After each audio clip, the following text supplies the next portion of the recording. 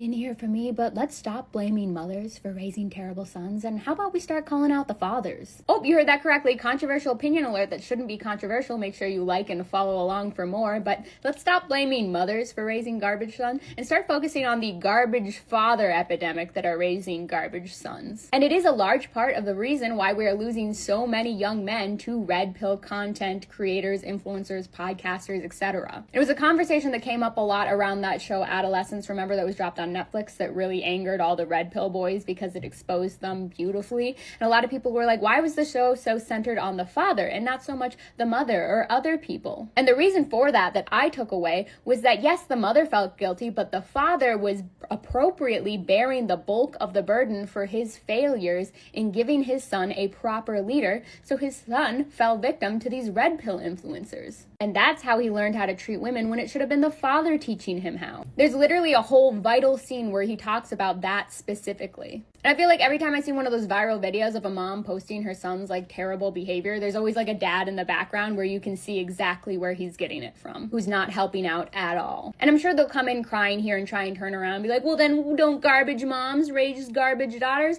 Sometimes, but fundamentally, in the patriarchal society in which we are raised in, women are raised differently. And that's why we are seeing less women going down that red pill pipeline, although still a lot, as compared to boys. Because women are raised to be self-sufficient. We're very much so told like we have to do things on our own, we have to be leaders. That's why a lot of stats are coming out that women are actually better leaders than men. Men, quite often, if you really look at them, are followers, and they need someone to follow. And no, you're not also about to come in and cry that then single mothers can't raise men or two women can't raise men, because no, they very much so can, but you need to actively find like role models or something for young men to look up to, because they seem to be oddly inherently followers at this point. So if you don't fill that void with like a healthy figure for them to look up to, they will go searching on the internet and fall down these pipelines. And I'm not even implying that that figure has to be a man, but you have to give them something. Because I don't know why, but unlike women, they seem unable to form communities to lift each other up. So without that, they're just kind of scrambling on their own here and patch the void with these horrible figures. And oftentimes that figure that's supposed to be fulfilling that role in his life is a terribly underwhelming man, father, husband, etc. Or sometimes one that straight up skipped out on them. So let's stop immediately always pointing the finger at the mom and maybe take a look at what their dad's looking like, or whoever that role model figure is. Because how are you going to blame the mother who stayed for the way her son thinks men should behave before you blame the man who left?